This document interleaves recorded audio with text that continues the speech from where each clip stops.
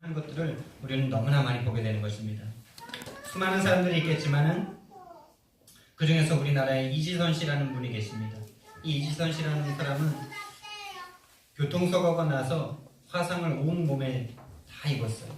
온 몸이 다 화상이었는데 죽을까 살까도 불명했던 사람인데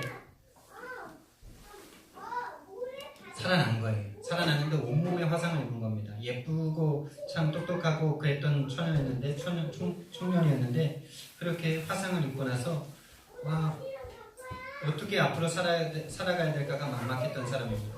이 사람은 또한 하나님을 믿고 있던 사람이에요. 교회를 열심히 다니던 사람이에요. 그런데 왜 하나님께서 안 지켜주시고 이 청년에게 그런 끔찍한 사고를 당하게 하셨을까요? 그냥 차라리 죽게 하셨으면 더 나았겠다라는 생각도 수없이 많이 이지선 씨는 했습니다. 왜 살게 하셨을까? 그리고 이 이지선 씨가 너무나 고통스러워서 이 육신적인 것도 고통스럽지만 정신적이고 영적인 고통이 너무나 오는 거예요. 왜냐하면 우리가 믿는 하나님은 전지전능한 하나님이시지 않습니까? 전지전능한 하나님이신데 자기가 그렇게 교통사고가 나서 화상에 그렇게 탈 동안 가만히 두셨다는 거죠. 그걸 생각할 때 얼마나 이 사람이 가슴이 찢어지겠습니까? 그 영혼이 얼마나 번민을 하겠습니까? 너무나 괴로움 속에 좌절하고 부르짖고 절규하고 그러던 중에 그 속에서 부활하신 예수님을 만나게 된 거예요.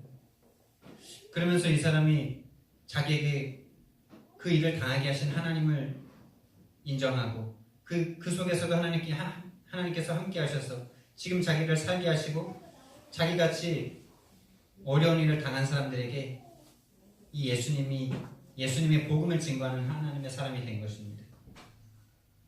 그리고 또 우리가 전 세계적으로 유명한 닉 부이치치라는 사람이 있습니다. 이 사람도 믿음의 사람이었죠. 믿음의 가정이었죠. 어머니가 장로 권사입니다. 근데 아이를 낳는데 태어난 아이를 보니까 너무나 얼굴이 잘생기고 이뻐요. 그런데 웬걸 팔과 다리가 어디로 갔는지 안 보이는 거예요. 너무나 놀라는 거죠. 여러분들이 만약에 그런 아이를 낳으신다면 어떻게 하시겠습니까? 너무나 좌절이고 너무나 정말 놀라서 이 자리에 없을 수도 있겠죠. 그 부모들도 처음에 그랬답니다. 너무나 괴로웠죠.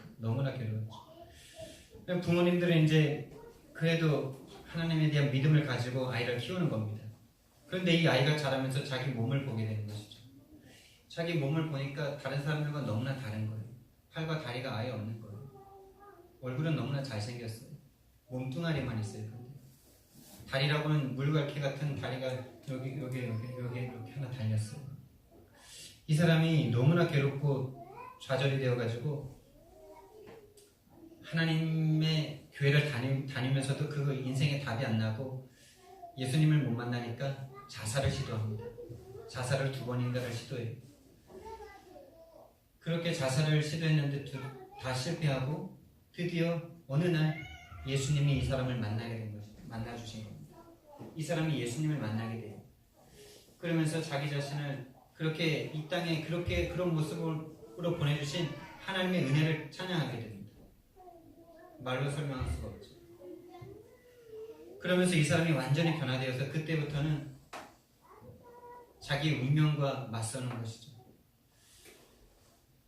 그러면서 전 세계를 다니면서 희망과 꿈을 이루는 청소년들, 사지 육신을 가지고 있는데 마음과 영혼이 병들어서 아무것도 못하고 있는 사람들에게 꿈과 비전을 심어주는 사람이 됐어요.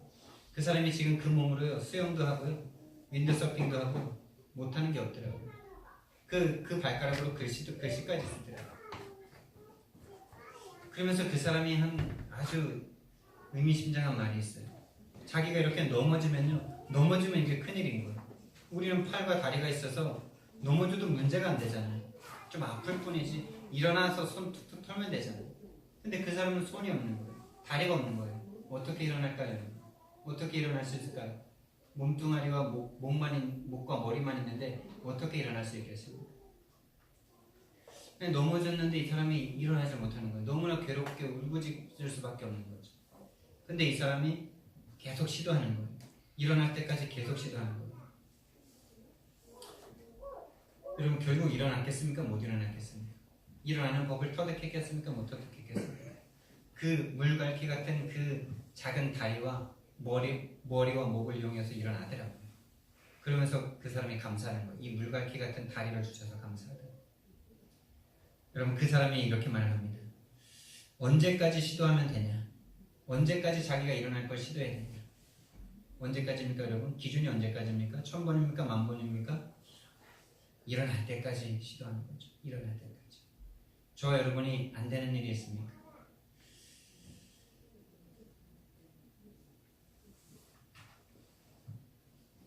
그 사람이 일어나지 않으면 죽는 거예요, 여러분. 우리가 영적인 세계로 들어왔는데 하나님만 만나면 삽니다. 예수님만 만나면 삽니다. 근데 여러분, 예수님 정말 만나고 계십니까? 여러분, 예수님을 만난다는 걸 어떻게 알 수 있습니까? 예수님을 만난다는 거는 자기가 알 수 있거든요. 내가 예수님을 만나고 있는지 못 만나고 있는지는 다른 사람에게 말하기 전에 내가 아는 것이거든요. 내가 정말 예수님을 만났다 못 만났다 내가 아는 거예요. 근데 예수님 못 만나면 어떻게 되는지 아십니까? 교회를 다녀도, 아무리 교회를 수십 년 다녀도 예수님 없으면 영생이 없는 거고, 예수님 못 만나면 지옥이에요. 여러분, 예수님 만나려고 노력하셔야 돼요. 언제까지 노력하셔야 된다고요? 1000번, 10,000번? 아니요, 예수님 만나실 때까지. 예수님 만나지 못하면 죽음이라니까요. 지옥이라니까요. 교회를 다니는 것과 상관없이 예수 없으면 죽음이고 지옥이에요. 인생도 지옥이고 죽어서도 지옥인 것입니다.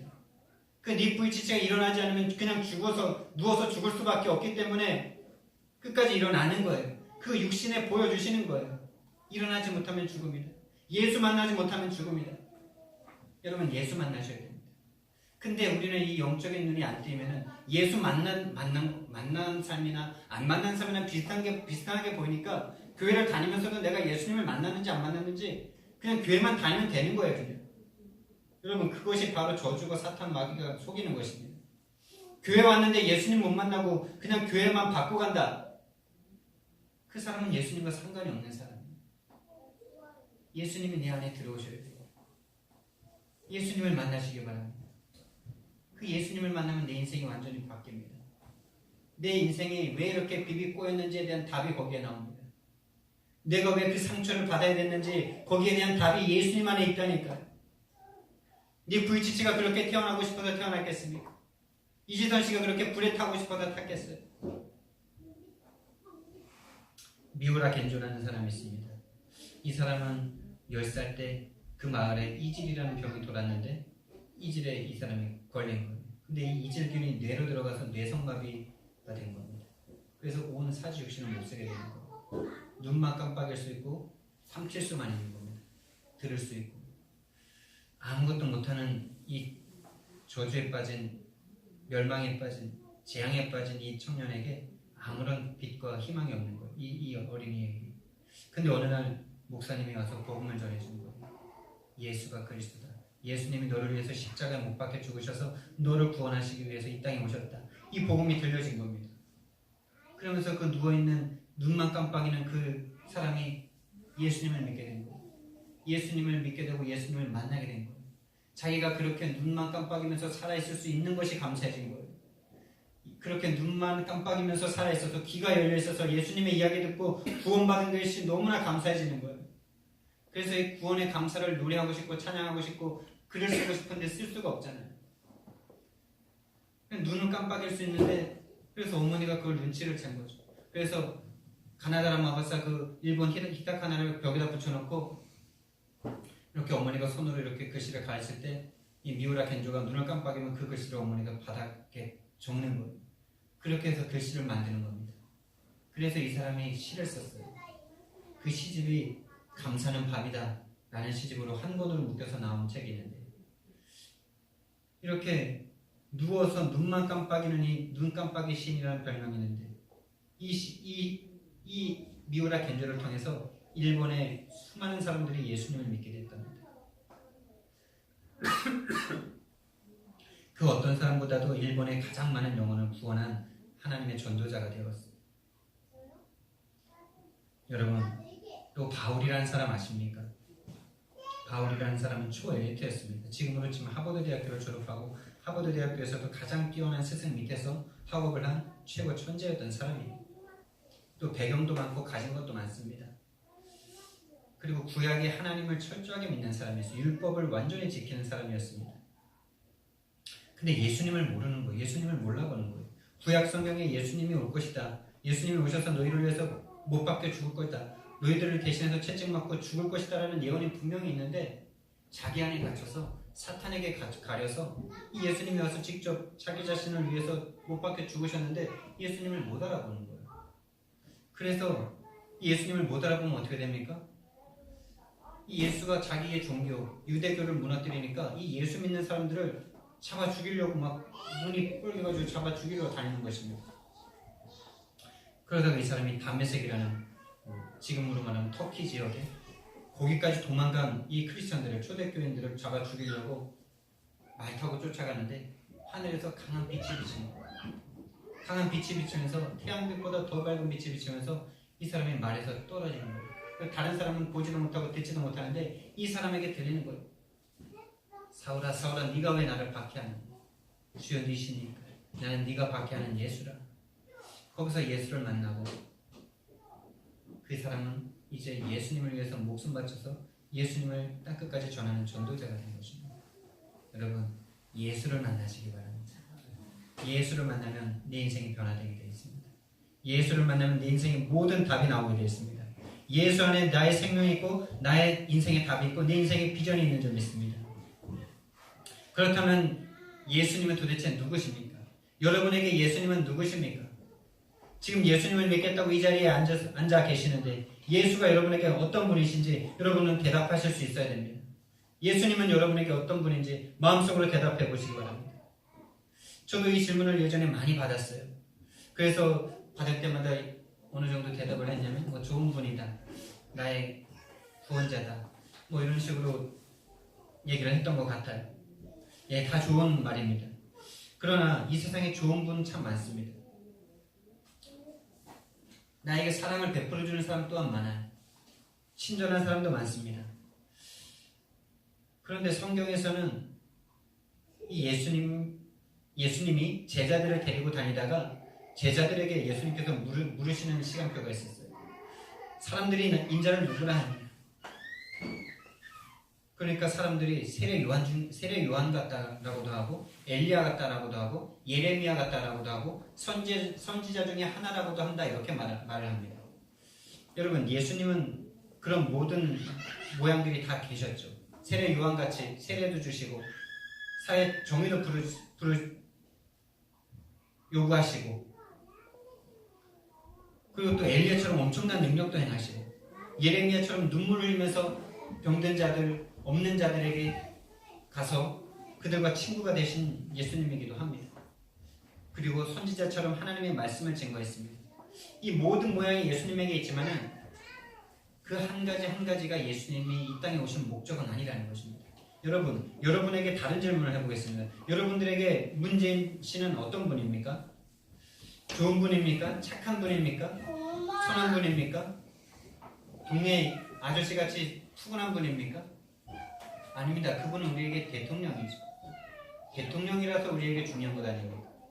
예수님이 우리에게 좋은 분, 선한 분 그런 분이라서 우리에게 중요한 것이 아니라 그분은 우리에게 그리스도로 오셨기 때문에 중요한 분이신 것입니다. 그래서 예수님께서 제자들이 세례 요한 같다, 엘리야 같다, 예레미야 같다, 선지자 같다라고 말했을 때는 아무런 대답도 안 하셨어요. 그리고 제자들에게 묻는 것입니다. 그러면 너희는 나를 누구라고 하느냐? 여러분들은 예수님이 누구십니까? 지난주에는 우리가 메시아를 만났다 이 제목으로 말씀을 받았는데 정말 여러분은 메시아이신 예수를 알고 계십니까? 그리스도인 예수를 알고 계십니까? 예수님이 이 땅에 오셨는데 그 이스라엘 청년 33세에 죽으신 그분 2000년 전에 죽으신 그분이 저와 여러분에게 왜 의미가 있고 왜 중요한 것입니까? 좋은 분입니까? 착한 분입니까? 선한 분입니까? 성자 중에 한 명입니까? 그런 분이었다면 우리와 전혀 상관이 없는 분일 수도 있는 거예요. 근데 그분은 이 땅에 그리스도로 오셨습니다. 그리스도라는 말은 무슨 말이냐? 하나님 만나는 길로 오셨다는 거예요. 죄와 저주와 재앙에서 해방시켜 주시는 분으로 오셨다는 것입니다. 사탄의 권세를 깨뜨리시고 사탄에게서 승리케 하실 분으로 이 땅에 오셨다는 거예요. 바로 선지자, 제사장, 왕으로 오셔서 내 인생의 모든 문제를 해결하신 그분으로, 하나님의 구원자로 이 땅에 오셨다는 것입니다. 그래서 저와 여러분들이 예수님을 알 때 바로 알아야 됩니다. 내 주관적인 예수님을 분명히 붙잡아야 되겠지만 주관적인 예수 이전에 객관적인 성경에서 말씀하시는 그리스도이신 예수를 알아야 되는 거예요. 그리스도이신 예수를 알아야 우리 안에 참된 끊이지 않는 응답과 은혜가 쏟아 부어지는 것입니다. 그런데 내 주관적인 예수만 있고 객관적인 성경에서 말씀하시는 예수가 나에게 없다. 그러면 내 주관이 흔들릴 때마다 예수님이 계셨다가 안 계셨다가, 구원이 믿어졌다가 안 믿어졌다가, 여러분 늘 흔들리는 신앙이 되게 되는 것입니다. 주관이 중요한 것이지만 주관은 객관 후에 와야 되는 것입니다. 예수님이 그리스도라는 사실이 나에게 믿어지고 깨달아지고 난 후에 그분이 나에게 정말로 나에게 하나밖에 없는, 정말 내 생명을 다 드릴 예수님이시구나, 이런 주관이 생겨지는 것입니다. 객관 없는 주관은 미신이고 우상이 될 수 있는 것입니다. 예수 믿으면서도 우상 숭배할 수 있는 이유가 바로 그것입니다. 예수 믿으면서도 망하는 이유가 바로 그것입니다. 성경에서 말하는 예수를 알지 못하고 그냥 내가 붙잡고 싶은 예수만 붙잡는 거예요. 세례요한 같은 예수, 엘리야 같은 예수, 능력의 예수, 내 문제 해결해 주실 예수, 이것만 붙잡으니까 교회 생활하다가 그냥 망해버려요. 원치 않는 일이 나에게 딱 터지면은 예수님 못 만나는 거예요. 여러분 그리스도이신 예수를 만나시기를 예수님 이름으로 축원드립니다. 여러분 예수님은 어떤 분입니까? 예수님을 이 이스라엘 사람들은 어떻게 생각했는지 아십니까? 우리가 읽었던 11장 말씀 전에 10장 말씀에 보면요, 20절 21절 말씀에 보면요, 이렇게 말을 합니다. 예수님을 보고 유대인들이 볼 때 미쳤다라고 말을 합니다. 저 사람이 귀신이 들려서 미쳤다 이렇게 말을 합니다. 예수님이 막 자기가 하나님이라 그러고 막 죄를 사해준다 그러고 막 이런 일을 행하시고 다니니까 막 병든 자를 고치고 막 죽은 자를 살리니까 귀신이 들려가지고 저 귀신 역사한다 이렇게 말을 하는 거예요. 미친 사람이다 이렇게 말을 하는 거예요. 또 한 사람들은 어떤 사람이냐? 어떤 사람들은 말하되 이 말은 귀신 들린 자의 말이 아니라 귀신이 맹인의 눈을 뜨게 할 수 있느냐? 그러니까 하나님이다 이거예요. 여러분 예수님을 여러분들은 좋은 분? 성자 중에 한 명? 아니요. 그런 예수는 절대 없어요.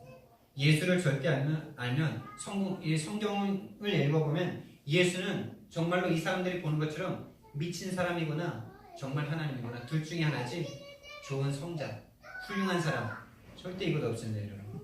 전 세계의 4대 성인 중에 한 명으로 들어가시지만은 그것은 세상 사람들이 분류하는 것이고, 우리가 믿는 이 예수님은 바로 하나님이신 줄 믿습니다. 이 하나님이신 예수를 알지 못하면요, 세상 사람들은 말은 안 하지만 예수를 다 미친 사람으로 생각합니다. 여러분 생각해보세요. 하늘과 땅의 모든 권세를 가지신 분이세요. 천지를 창조하신 분이세요. 죽은 자를 살리고 맹인의 눈을 뜨게 하고 안전뱅이를 이렇게 세우시는 것, 풍랑을 잠잠케 하시는 예수님께서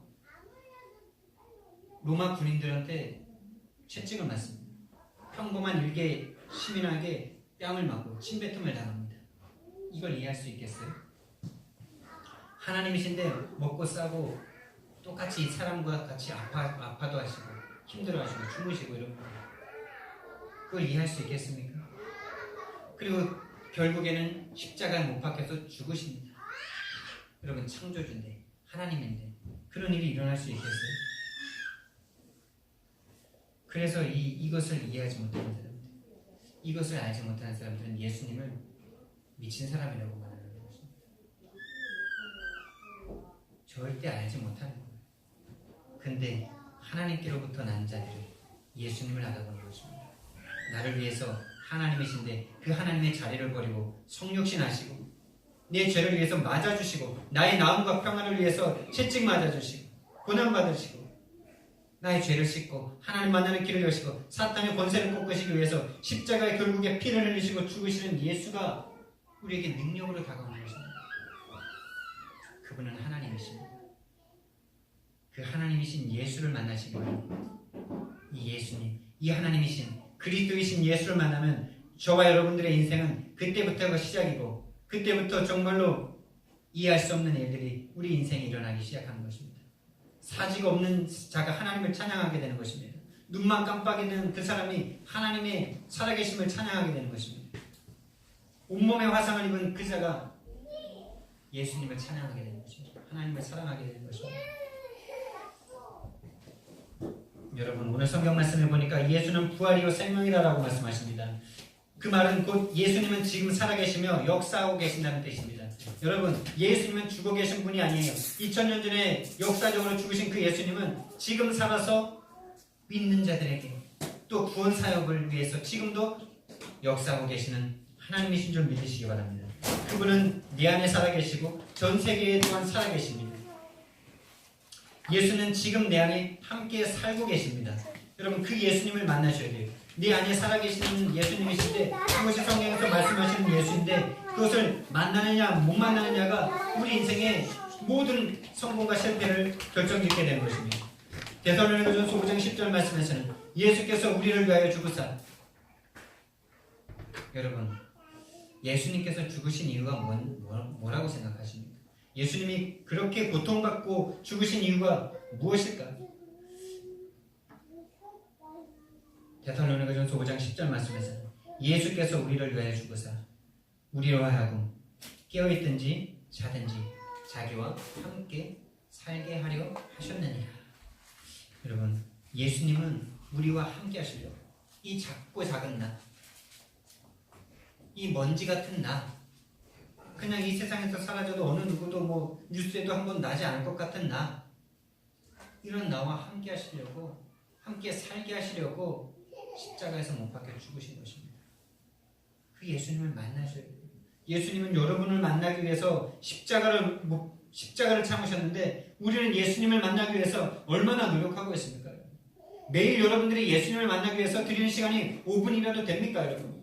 5분의 시간이라도 있다면 여러분들의 인생은 완전히 바뀌고 변화되고 참된 성공자가 될 것입니다. 정말 예수님을 만나십시오. 하루에 5분이라도 만나십시오. 아니 1분이라도 만나십시오. 그거를 바로 기도라고 합니다. 그 기도가 있다면 여러분들의 인생은 정말로 꿈과 희망이 넘치는 인생, 정말로 매일매일 새로운 그런 인생이 될 것입니다. 요한복음 14장 16절에서 17절 말씀해 보니까 예수님께서 성령으로 우리에게 오시는데 오셔서 영원히 떠나지 아니하시고, 우리가 우리에게 오신 성령님을 어떻게 할 수 있느냐? 이론과 지식과 성경 말씀, 어떤 그런 논리와 지식이 아닌 것입니다. 어떻게 우리가 아냐? 우리 안에 계시기 때문에 아는 것입니다. 여러분, 여러분들이 자녀를 낳으셨죠? 근데 여러분들의 자녀가 여러분들이 엄마 아빠인지를 어떻게 압니까? 여러분들이 뱃속에 10개월 동안 품고 있다가 여러분들의 그 자궁을 통해서 그 생명을 담보로 이 아이를 낳았어요. 근데 이 아이는 그 가장 중요한 그 시간을 절대 기억하지 못합니다. 여러분. 절대로 알지도 못해요. 그거를 보지도 못해요. 근데 어떻게 알죠? 엄마가 함께 계십니까? 아빠가 함께 계십니까? 나를 보호해주고 사랑해주시니까 아는 거예요. 이론과 지식이 아닙니다. 예수님을 아는 건 이론과 지식으로 아는 것이 아닙니다. 내 안에 함께 계시기 때문에 알게 되는 것입니다. 여러분, 이 예수를 한 번도 느껴보지 못하셨다면 정말 여러분들은 네 부이치치가 그렇게 죽지 않고 살기 위해서 일어나기를 시도했던 것처럼 예수님을 만나기 위해서 죽도록 노력하셔야 돼요. 아니면 지옥이라니까요. 아니면 생명이 없는 것이라니까요. 정말로 내가 구원받았는지 안 받았는지 여러분들이 아시지 않습니까? 정말 예수님 만나기 위해서, 예수님 나를 만나달라고, 영생이신 예수님께서 나를 만나달라고 정말 울부짖으시기 바랍니다. 나를 찾고 찾으면 나를 만나리라고 말씀하셨어요. 여러분, 예수님이 부활이시고 예수님이 생명이시라는 말은 바로 그분이 우리의 생명이라는 말입니다. 바로 그분이 우리의 생명의 창조주시라는 말이에요. 여러분들이 지금 살고 이렇게 숨을 쉬고 여러분들의 심장이 지금도 벌컥벌컥 뛰고 죽는 그날까지 숨이 한 번도 끊이지 않는 이유가 무엇입니까? 여러분, 그런 것들에 대해서 한번 생각해 보신 적 있습니까? 지금도 우주가 팽창하고 있고 지구가 하루도 쉬지 않고 뱅글뱅글 돌면서 1년에 정확하게 한 바퀴 태양 주위를 돌면서 365바퀴를 돕니다. 언제부터 시작됐는지 알 수 없는 그때부터 지금까지 한 번도 멈추지 않고 돌았단 말이에요. 지금도 돌고 있어요. 그것이 멈추는 날 지구 멸망의 날입니다. 우주 멸망의 날이에요. 예수님의 재림의 날입니다. 여러분, 그 우주가, 이 지구가 우주 안에 둥둥 떠서 빙글빙글 돌면서 태양 주위를 그렇게 365바퀴를 도는데 그 힘이 무엇이라고 생각합니까? 그게 무언 힘으로 그렇게 공중에 딱 잡혀서 빙글빙글 돌고 있다고 생각합니까? 여러분의 심장이 왜 한 번도 여러분들은 생각한 적도 없고 설계한 적도 없는데 왜 그렇게 계속 뛰고 계속 숨을 쉬고 있다고 생각하십니까? 그 생명이 어디로부터 온다고 생각하십니까? 세상 사람들은 그것이 우연히 왔다라고 생각합니다.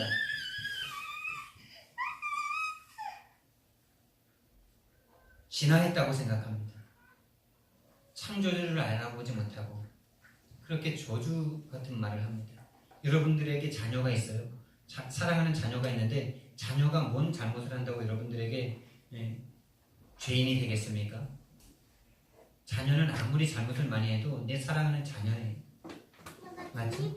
근데 만약에 여러분들이 자녀가 정신이 이상하게 되든지 아니면 마음이 너무 교만해가지고 우리 아버지 어머니는 뭐 나한테 해주시는 것도 없고 능력도 없고 배우신 것도 없어서 나는 저 옆집에 서울대 나오시고 하버드대 나오시고 돈 잘 버시고 인자하신 저분을 내 아버지로 삼아야 되겠다 하고 내가 호적 파가지고 그 아저씨한테 가가지고 아빠 그리고 엄마 그러면은요, 여러분 그것이 자녀가 그것이 부모에게는 가장 큰 죄인 것이고 그것이 바로 자녀의 심장을 뜯어내는 것입니다.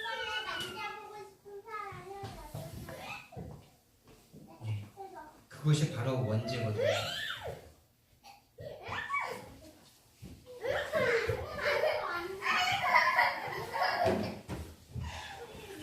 여러분, 우리 인간이 하나님으로부터 창조되어서 지금도 하나님의 은혜로 말미암아 예수의 생명이 우리에게 전가됨으로 말미암아 지금도 내 심장이 아무 값없이 뛰고 있고 내가 호흡하고 있고 우주가 빙글빙글 돌아가고 있는데요, 그것을 알아보지 못하고 진화했다라고 말하는 그런 원죄에 빠진 인간들인 것입니다. 여러분, 우리가 지금 이렇게 살고 있는 이유, 우리가 이렇게 살아갈 수 있는 이유는 예수의 생명이 우리를 붙들고 있기 때문인 줄 믿습니다. 바로 예수님이 부활이시고 생명이십니다.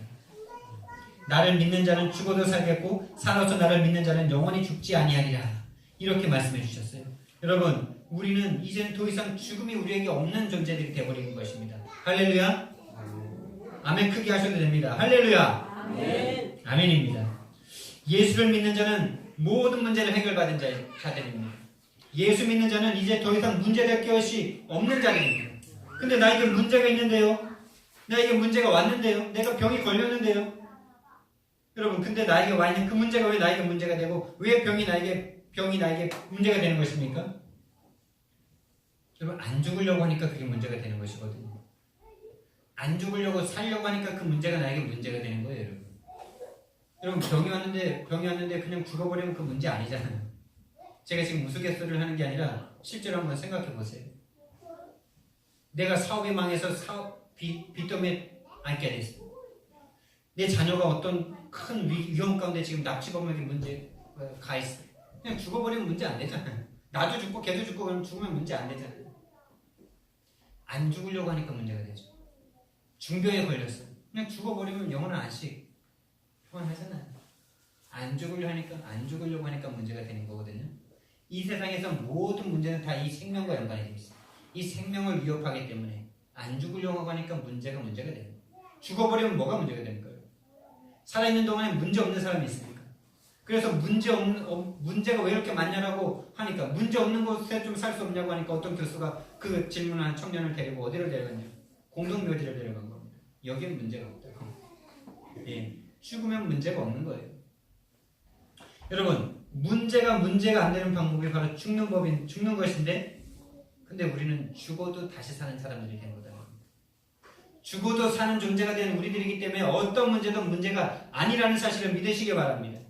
그 문제가 오면 그 문제를 대항해서 살려고 하지 마시고 그 문제 때문에 그냥 죽어버려 보세요. 내 목숨을 끊으라는 게 아니고 그 문제에 대한 내 주권을 포기해보라는 거예요. 그럼 거기에서 다시 사는 역사가 일어납니다. 예수님, 나 이 문제 내가 해결할 수 없습니다. 주님이 해결해 주십시오. 나는 모르겠습니다. 나는 죽겠습니다. 나는 안 됩니다. 여러분, 우리가 모든 문제 해결받은 이유는 죽음이 우리에게 문제가 안 되기 때문이고요. 우리의 근본 문제가 해결됐기 때문에 우리가 모든 문제 해결받은 것입니다.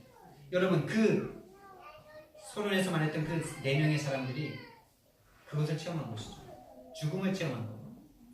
죽음을 체험하고 거기서 부활하신 예수님을 만나니까 더 이상 그 문제가 안 되는 거예요. 그냥 죽으면 되는데 살아있게 하신 하나님을 만나는 것입니다. 살아있게 하신 하나님을, 그렇게 태어나게 하신 하나님의 이유를, 계획을 발견하게 되는 거예요. 그러니까 그냥 육신이 살아가는 그 삶보다 더 근본적인 삶, 더 영원한 삶을 맛보게 되는 거예요. 그러니까 그 사지가 없는 사람이 전 세계를 돌아다니면서 희망과 꿈을 이룬 사람들에게 생명을 선포하고 다니는 것입니다. 우리에게 있는 생명은 이 육신의 생명을 뛰어넘는 생명입니다. 영원한 생명입니다. 나를 믿는 자는 죽어도 살겠고 살아서 나를 믿는 자는 영원히 죽지 아니하리라. 이 말을 곰곰이 생각해보면 참 어려운 말이에요. 나를 믿는 자는 죽어도 살겠다는 말은 믿겨지는데 살아서 나를 믿는 자는 영원히 죽지 아니하리라. 아니, 죽는데요?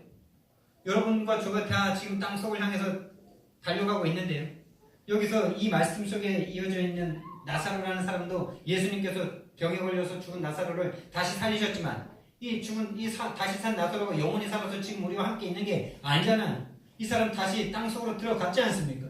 근데 예수님은 지금 무슨 말씀을 하고 계시는 것입니까?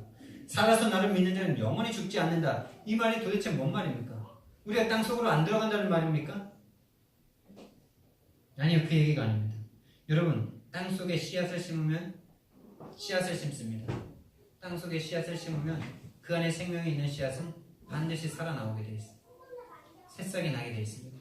새싹이 나서 열매를 맺게 되어 있습니다. 근데 그 씨앗 안에 생명이 없는 씨앗은 그냥 땅에 묻혀서 영원토록 죽는 것입니다. 여러분 안에 생명이 있습니까? 여러분들의 육신이 땅에 묻히는 그 순간 영원한 생명으로 뽑히게 되는 것입니다. 그래서 죽어도 죽지 않는 것입니다. 살아서 나를 믿는 자는 영원히 죽지 않는 것입니다. 여러분, 이 영생을 맛보셔야 돼요. 그래야 죽음의 공포가, 예수님을 믿는 우리들에게도 어느 정도 있는 이 죽음의 공포가 완전히 사라지게 되는 것입니다.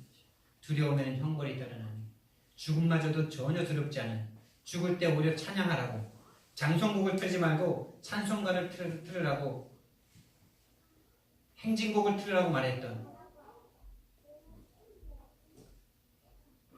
우리나라의 그 김한란 박사처럼 완전히 죽음을 뛰어넘은 하나님의 사람들이 되시기를 예수님 이름으로 축원드립니다.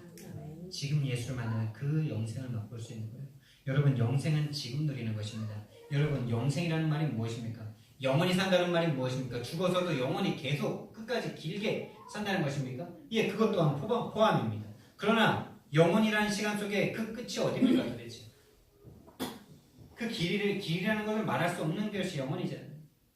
영원이라는 말은, 영생이라는 말은, 영원이라는 말은 다른 말로 하면은 그 시간은 꽉 찬 시간을 말합니다. 완전한, 온전한 시간을 말하는 거예요. 근데 그 세계는 더 이상 시간이라는 개념 또한 없습니다, 여러분. 그냥 우리가 완전해지는 시간표다라고 생각하시면 돼요. 그것을 지금 맛볼 수 있는 거예요.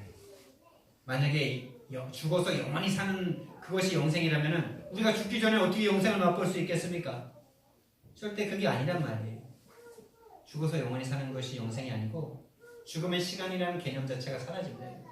지구가 이렇게 빙글빙글 돌아가고 있어야 우리는 그거를 이렇게 이 초침에 맞춰서 1시, 2시 이렇게 표시를 할 뿐이잖아요. 제가 지금 42살인데 왜 42살입니까? 제가 태어난 이후로 지구가 태양 주위를 42바퀴 돌았기 때문에 42살로 표시를 하는 거예요. 그게 시간이라는 허상입니다. 죽는 순간 시간은 다 사라져요. 공간도 사라집니다. 죽는 순간 영혼 속에서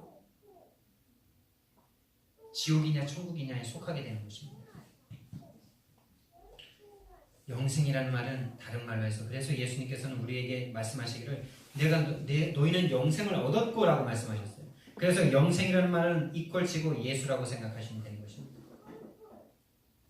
영생은 예수예요. 그래서 요한복음 17장 3절 말씀에 영생은 참 하나님과 그가 보내신 자 예수 그리스도를 아는 것이다 라고 말씀하신 것입니다. 여러분들이 예수님을 아십니까? 하나님을 아십니까? 여기서 안다는 말은 체험적으로 아는 것을 말하는 것입니다. 지식의 알미 아니에요. 가슴으로 아는 것입니다. 느껴서 아는 것입니다. 함께 있음으로 알게 되는 거예요. 그 예수를 아는 것이 곧 예수님과 함께 있는 것이 곧 영생이다. 하나님과 함께 있는 것, 성령님이 나와 함께 하시는 것이 곧 영생인 것입니다. 그래서 저와 여러분 이미 영생을 얻었다라고 예수님께서 계속 강조하셔요. 요한복음에서도 말씀하시고요. 모든 성경에서 계속 영생은 과거에 얻은 것으로, 이미 얻은 것으로, 이미 준 것으로 말씀합니다. 미래에 너희가 죽어서 얻게 되는 것이 영생이라고 절대 말하지 않아요. 요한복음 5장 24절 말씀에 내가 진실로 진실로 너희에게 이르노니 내 말을 듣고 또 나 보내신 자를 믿는 자는 영생을 얻었고 심판에 이르지 아니하나니 사망에서 생명으로 옮겼느니라. 영생을 얻었다라고 말했지 영생을 얻을 것이다라고 말하지 않았습니다. 요한복음 6장 47절에서는 믿는 자는 영생을 가졌나니 내가 곧 생명의 떡이다. 요한복음 10장 28절 말씀에서는 내가 그들에게 영생을 주노니 오늘 읽었던 성경 말씀에서도 나오고요. 오늘 우리가 성찬식을 할 때 읽었던 성경에서도 말씀하시는 것입니다. 영생은 죽어서 계속 사는 것이 아니고 지금 영생하는 것이고 죽어서는 완전하게 알아지는 거지. 저와 여러분은 이렇게 딱 보이지 그때는 진짜 완전히 100% 알아지는 거예요. 죽어봐야 천국인지 지옥인지 알지 이렇게 말하는 사람들이 있습니다. 아니에요. 지금 압니다. 지금 알아요. 어떻게 할 수 있습니까? 믿음으로 합니까? 예, 믿음으로 합니다. 근데 믿음이라는 말은 너무나 주관적이지 않습니까? 객관적으로 알아야 되지 않습니까? 여러분들은 죽어서 천국 갈 수 있습니까? 지옥 가십니까? 여러분들은 천국 갈 수 있습니까? 어떻게 할 수 있습니까? 예수님을 믿어서 맞습니다. 성경에서 약속해 주셨기 때문에도 맞아요. 그런데 그것을 우리 육신에 뭔가 확증이 돼야 되잖아요. 알아줘야 되잖아요. 그냥 말씀으로만 믿어지는 건 이건 너무나 나에게 힘을 못 주잖아요. 근데 그것도 힘이 되지만 그것이 육신으로 체화되기 때문에 힘이 되는 건데요. 여러분 천국 갈 사람은 어떻게 알 수 있느냐? 여러분이 살아있는 동안 천국의 기쁨을 맛보게 됩니다. 여러분들이 한 달 후에 어디 좋은데 여행을 간다 하면요. 오늘부터 벌써 막 가슴이 들뜨고 막 준비하고 막 기쁘고 설레고 이러죠. 여러분, 우리가 천국 갈 사람이라면 지금부터 천국을 누리게 돼요. 지금 천국의 기쁨이 나에게 잠깐 또 어떤 사람은 계속 오는 거예요. 여러분들이 예수를 믿는데 그 천국의 기쁨을 맛보셨다. 그럼 여러분은 천국 갑니다. 근데 여러분들은 예수를 믿겠다고 교회에도 와 있는데 예수님이 주시는 그 평강과 기쁨과 그 천국 같은 그 소망과 그 기쁨을 한 번도 맛보지 못했다. 그럼 저는 여러분들에게 조심하라고 말씀드리고 싶습니다. 지옥 갈 수도 있습니다. 천국 갈 사람이 어떻게 여기서 지옥을 맛보겠습니까? 지옥 같은 상황 속에서도 사지가 없는 상황 속에서도 천국의 기쁨을 맛보는 것이 천국을 소유한 사람들인데 지옥을 소유한 사람이 사지 육신을 가지고도 지옥을 경험하는 것입니다. 지옥을 사는 사람들이 이 땅에서도 돈과 명예와 모든 것을 다 얻었는데도 지옥 같은 삶을 사니까 그것 한 번 잊어보려고 마약하는 것 아닙니까? 마약으로 그 고통과 슬픔 한 번 잊어보려고 지옥의 슬픔 한 번 잊어보려고 마약을 자기에게 집어넣어가지고 환각 속에서 천국을 맛보고 싶어하는 것 아닙니까? 지옥 갈 사람은 이 세상에서 지옥을 누리고요. 천국 갈 사람은 이 세상에서도 아무것도 없어서 문제가 산더미처럼 있어도 죽을 것 같은 문제가 있어도 내가 천국을 누리는 것입니다. 그것이 바로 우리에게 주시는 하나님의 평강, 하늘의 평강, 예수님이 주시는 평강이다라고 예수님께서 말씀하시는 겁니다. 그 평강을 한 번 맛본 사람은 천국으로 가는 것입니다. 그 예수를 만나셔야 돼요. 쉽죠? 간단하죠? 맛보시기 바랍니다. 예수님을 맛보시기 바랍니다. 예수 안에 있는 생명을 맛보시기를 예수님 이름으로 축원드립니다. 그래서 결론적으로요. 지금 주님을 만나시기 바랍니다. 예수 만남이 인생 성공입니다. 지금 영생을 맛보시기 바랍니다. 예수가 영생입니다. 할렐루야. 모든 문제 해결받은 나. 모든 문제 해결받은 나인데 그렇다면 이제 나는 어떻게 살아야 될 것인가? 여러분들이 한번 생각해 보시기 바랍니다. 예수님이 여러분들의 모든 문제를 해결하시고 천국을 여러분들에게 선물해 주셨는데 그럼 이제 빨리 죽어서 천국 가는 게 가장 행복한 길 아니겠습니까? 근데 우리가 이 세상에 왜 더 살아야 되는 것입니까? 이 복음 누리면서, 이 복음 증거하라고. 이 복음 모르는 사람들에게 복음, 이 예수님, 천국의 복음, 천국의 예수를 만나라고 증거하라고. 나를 이 땅에 더 살게 하는 줄 믿습니다. 저와 여러분에게 남은 인생이 부활이요 생명이신 예수를 증거하는 전도자 인생 되기를 예수님 이름으로 축원드립니다. 사랑의 하나님, 은혜와 사랑을 감사를 드립니다. 우리를 창조하시고 우리를 영세전에 창세전에 선택하시고 이 땅에 보내셔서 하나님의 자녀 되게 하셔서 모든 문제 해결받은 자로 정말 천국을 소유한 자로 영생을 사는 자로 영생을 소유한 자가 되게 하셨습니다. 감사를 드립니다. 이제 우리 남은 인생 정말 부활이요 생명이신 예수님을 누리며 예수님과 함께 기뻐하며 감사하며 행복하며 이 복음 증거할 수 있는 인생 되도록 주님 우리를 인도해 주시옵소서. 감사드리며 예수 그리스도 이름으로 기도드렸습니다. 아멘.